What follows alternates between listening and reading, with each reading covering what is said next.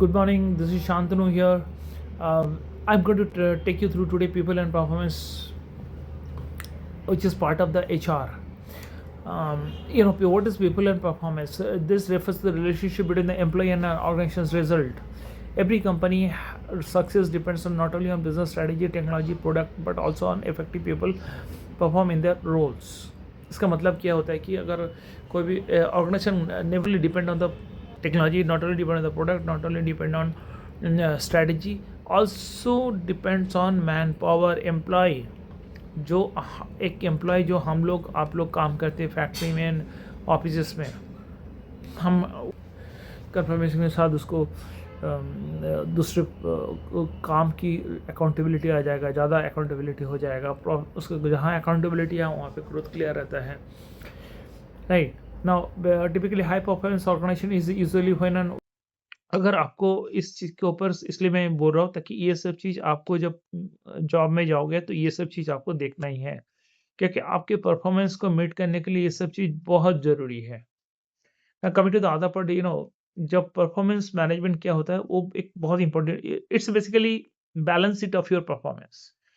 आपकी जो आपने साल भर किया क्या किया, या तो मंथली क्या करते हो, आपने मंथली बिजनेस प्लान को मीट करने के लिए आपका कंट्रीब्यूशन क्या है, आपकी कॉस्ट कितना कम करवाया। So this is something is your balance sheet of your performance. तो ये अगर हम क्वार्टरली कर दे इंस्टेड ऑफ ईयरली, तो क्या होता, हम उस बंदे को, जो भी इंडिविजुअल्स है, एम्प्लॉय को हम बता पाते, देखिए आपका ये प्रॉब्लम है, एक्चुअल बस टारगेट में इतना गैप आ रहा है, तो वो आप उसको अपने आप को तैयार कर सकता है नेक्स्ट क्वार्टर के लिए, उसमें जो प्रॉब्लम है, जो खामियां है, वो दूर कर सकता है। But equally it is important that कि आपको भी उसके साथ जरूरत पड़े तो management has to take care of his training part, his capability development part, because without this nobody can give you 100% performance, that is first sure. आपको capability development training होना बहुत जरूरी है, ट्रेनिंग के बगैर कुछ नहीं हो सकता है। ट्रेनिंग का मतलब ये नहीं है कि आप बाहर से बंदा ला के ट्रेनिंग करो, internally those who are expert through internal panel you can provide the training. Panel of trainer finalise करके आप कर सकते हो, तो क्या आपका कॉस्ट भी बचेगा? हाँ, कॉस्ट मैंने बाहर से लाने का खर्चा बच जाएगा, लेकिन अंदर से जो आपकी जो टाइम स्पेंड हो रहा उसका कॉस्ट तो है ही। अगर 10 जने का है तो 10 जने का अगर जो सैलरी है तो वो एक उस 1 घंटे का कॉस्ट तो चला गया, वो तो आपको उसको डेवलपमेंट में लग गया। लेकिन हाँ, उसका आरओआई क्या निकलता है, उससे प्रोडक्शन आपको इंक्रीज होगा, कैपेबिलिटी बिल्डिंग होगा, मल्टी स्किलिंग होगा, ये सब चीज हो सकता है। This is something is most important. अगर हम क्या कहते हैं, ट्रेनिंग एंड डेवलपमेंट को उतना इंपॉर्टेंस देते हैं जितना हमें मैनेज करने के लिए होता है, but it's an very important area which every organisation should take care of it. Coming to leadership role, leadership का क्या होता है कि अगर आपका लीडर अच्छा है, so he will help you to grow.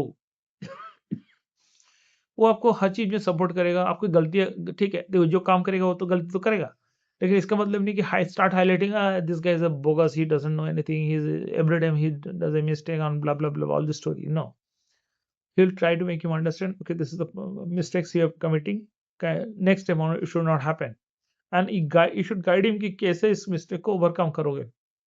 आपको उस लीडर को ये भी देखना है कि ऐसे तो नहीं कि बंदा ओवरलोडेड है, सबका 10 जने का काम अकेला सर पे लेके बैठा है। So that he also you have to, leaders role is to see whether the guy is overloaded or not। ये हो गया। Now quickly I will take you through the other point, जैसे कम्युनिकेशन हो गया। कम्युनिकेशन में बहुत जरूरी है कि अगले बंदे को कम्युनिकेट करना आना चाहिए। Even in Hindi, even in English, you should know कि what is to be informed to the senior management, immediate supervisor, how to talk, किस तरह से बात करना चाहिए, ईमेल किस तरह से लिखना चाहिए। ईमेल में मैंने देखा बहुत जनों के, जो सीनियर लेवल के बंदे, उनके उनका ईमेल आईडी पीछे, but typically it should start with the first with the senior level, then next level wise. Email लिखना आता नहीं है, मैंने बहुत लोगों को देखा है कि ईमेल लिखना आता नहीं है, जो मन में आए लिख जाता है, किसी हाल में लिख के छोड़ देता है कि चलो भाई कुछ तो लिख दिया, अभी चला जाए, आगे आगे देखने वाला देखेगा। But it never work. अगर आपको बहुत किस्मत वाले हो तो आपको किस्मत सबको कुछ मिल जाएगा, लेकिन otherwise it never ever work.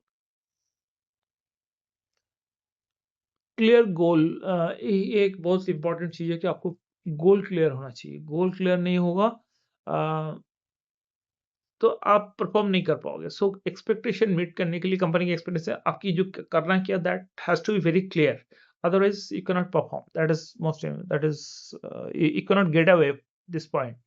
आप whenever you join in organisation, आप उसके पूछिए क्या क्या मेरा रोल है। Role has to be clear. Everything has to be in black and white कि भाई ये मेरा काम है, इतना टारगेट करना है डेली बेसिस, मंथली बेसिस पे, या ओवरऑल ईयरली मेरा ये जॉब डिस्क्रिप्शन है, ये मेरा केपीआई है। They should know what is this KPI. क्या होगा, केपीआई क्वांटिफाइबल होता है, सो दैट आपको it easy for you to measure also. Always quantifiable KPI जो इजी होता है मेजर करने के लिए। Employee engagement impacts productivity. देखिए, अभी जस्ट मैंने आपको कुछ टाइम पहले बताया कि वैल्यूड एम्प्लॉय तभी हो पाएगा जब आप किसी एम्प्लॉय को एंगेज करोगे। एंगेज इन द सेंस, कोई होली हो गया, थोड़ा सा पार्टी कर लिया, रंग खेल लिया, वो एंगेजमेंट नहीं है। That is a one piece of that activities. उसकी सजेशन, बॉस की सजेशन लीजिए, उसको हर मीटिंग पे बुलाइए, उसको समझाइए, उसके साथ मीटिंग कीजिए, उससे बात करना है, उसके सजेशन बॉक्स में। It's like a participative management system, but it doesn't mean you have to go the blue collar level. There is from certain level it should start. But junior, आपकी जैसे manager level के बंदा, manager level के बंदे को अगले बंदे को उसी लेवल पे हैंडल करना है, तभी वो वैल्यूड एम्प्लॉय समझेगा ना अपने आप को। ऑर्गेनाइजेशन उसको रेस्पेक्ट दे रहा है, ये दे सपोर्ट कर रहा है, तो then he will be taking care of that. So that is something called manage engagement. Engagement ऐसा नहीं कि हमने दुर्गा दिवाली आ गया, मिठाई मिठाई खिला दिया सबको। सो वो होना बहुत ज़रूरी है। एम्प्लॉय, जैसे मैंने पहले ही आप लोग को बोला है कि एम्प्लॉय का एडेप्टेबिलिटी होना बहुत ज़रूरी है, इस बहुत इंपॉर्टेंट है। परफॉर्मेंस का ऊपर इम्पैक्ट आ सकता है। वर्क प्लेस कल्चर की इन द सेंस, मैंने आपको काम करना है, लेकिन वहाँ पे कोई गाली गलौज सिस्टम की तरह काम करना है, प्रोसेस की तरह काम करना है, ना कि I cannot rule out that कि it will not happen, it will happen, but as less as possible, जितना कम हो सके। There is HR has a major role to play in this. HR, what role kind of we am talking about? Like I was in concept implementation, zone, उसके training, उस zone final करके, zone leader final करके, जो वहाँ पे dashboard डाल के, इस कंसेप्ट के वो एक बंदा जब फर्स्ट शिफ्ट करके चला जाएगा, दूसरा जब आएगा वो उसके ऊपर आगे रहेगा। सो सिग्नेचर होगा, डॉक्यूमेंटेशन होगा, ऑडिट होगा 5 का। उसके बाद सेफ्टी के ऊपर होगा। सेफ्टी में हर एक एरिया का सेफ्टी मेंटेन जितना होगा, जिस एरिया में कभी भी एक्सीडेंट नहीं हो, they should get award of others. So all this activity is HR has to initiate, HR has to propose to the management, HR has to initiate, and reward and recognition activity has to be proposed by the HR. But management equally important role is that they have to review and approve the same with their opinion, of course with their opinion. People development, capability development, there's already I have explained you capability development. देखिए, employ के लिए upskilling बहुत ज़रूरी है। Organisation के लिए उनको training देना भी बहुत ज़रूरी है, ताकि ऑर्गेनाइजेशन का output monthly business plan meet कर पाए। अगर if you think that without giving proper training, proper understanding on the job training, everything will go, no it will not. Very clear. अगर आप सोचते हो कि गाली गलौज चिल्लम चिल्ली करके बहुत हल्ला हंगामा करके काम समाप्त हो जाएगा, कभी नहीं होगा। आप उसको नेक्स्ट लेवल पे लेके जा ही नहीं सकते हो किसी भी कंडीशन में, कुछ भी कर लो, you can not take it to the next level. आपकी कल्चर, आपकी एनवायरनमेंट, आपका training capability, training and development activities छोटा करके, आई एम नॉट सेइंग कि everything done in one go, no, it is a small piece. One should work on this area, and then you can get a output of this. Output 100% organization will get output. Machine system technology cannot support business, but people drive performance.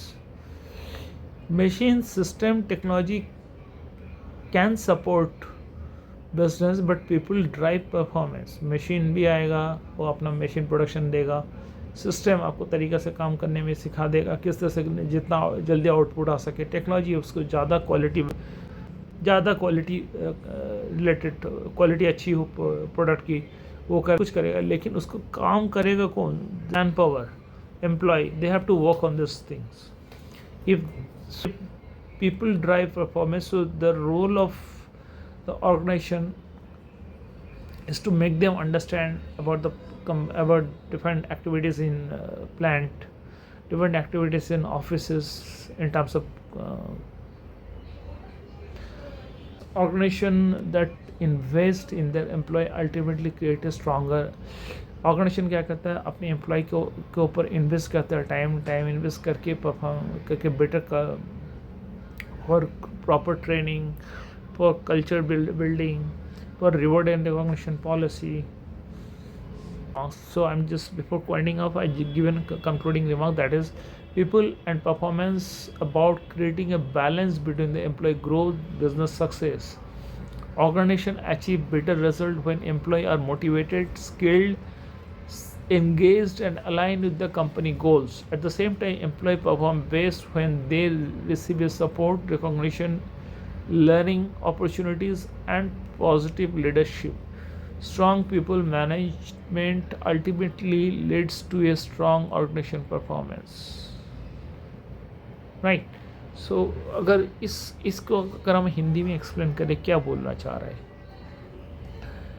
People and performance is about the creating a balance. जो people and performance creating a balance between employ growth and business success. दोनों के बीच में employ growth and employ grow करेगा तो employ जितना engage होगा, जितना वैल्यूड फील करेगा, जितना कनेक्टिंग होगा ऑर्गेनाइजेशन से, उतना बिजनेस के ग्रो होना तय है. बिकॉज आपकी बिजनेस स्ट्रेटेजी, टेक्नोलॉजी, सब कुछ already in line with the market standard. Similarly, organization achieves better result when employee motivated. Organization तभी गोल अचीव करो जब वो मोटिवेट हो, एंगेज हो, align with the company goals. वो जब होगा तब अल्टीमेटली आपको रिजल्ट आ ही जाएगा. At the same time employee perform based when they receive a support, recognition, learning, support opportunities and positive leadership. तो ये उनका this is the ingredient for running an organisations which is basically on people and performance. Let me tell you, I'm an HR professional. I'm not a business leader. I'm a HR professional, HR leader. You can say I'm an HR leader. So based on my experience, I have shared my thoughts. I know whether somebody will be agree with me, somebody will not. I'm okay with that. But I need your opinion on this. I need your feedback on this कि कहाँ पे मैं सही हूँ, कहाँ पे मैं गलत हूँ. So that my next topic के ऊपर जब मैं काम करूँगा तो उसको मैं दिमाग में रखूँगा, उसको ख्याल रखूँगा ताकि वो चीज़ रिपीट ना हो. Right. And thanks a lot for listening me, for supporting me, for helping me to grow. Thanks. Bye. Good morning. This is Shantanu here. I'm going to take you through today people and performance, which is part of the HR. What is people and performance? This refers to the relationship between the employee and an organization's result. Every company success depends on not only on business strategy, technology, product, but also on effective people perform in their roles. इसका मतलब क्या होता है कि अगर कोई भी organisation never not only depend on the technology, not only depend on the product, not only depend on strategy, also depends on manpower, employee.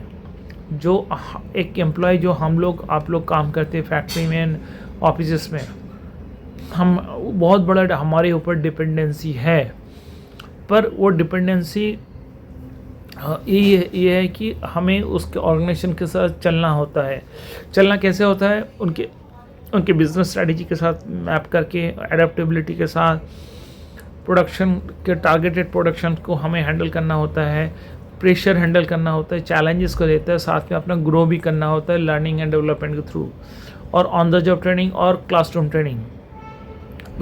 तब हम एक success, we can survive and we can grow the organisation. So end result is the performance, which is most important part. The concept of people and performance focus on how organization manage, motivate, develop, and engage employees to achieve better individual as well as organizational performance. देखिए it's very clear, देख कोई भी बंदा एकदम से सब कुछ सीख के नहीं आता है, even if he has experience of 2 to 3 years, but कहीं और जहाँ जा रहा है वहाँ से वो 100% तो पता नहीं उसको. Typically, I'll give 6 months time. I have to work on these things, including this with following. So, by and large, I have already explained everything, almost all points. By and large, I have explained all points.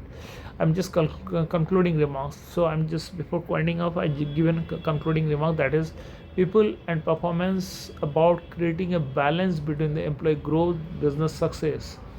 Organization achieve better result when employees are motivated, skilled, engaged and aligned with the company goals. At the same time, employees perform best when they receive a support, recognition, learning opportunities, and positive leadership. Strong people management ultimately leads to a strong organization performance. Right. So अगर इसको अगर हम हिंदी में explain करें क्या बोलना चाह रहा है, people and performance is about the creating a balance.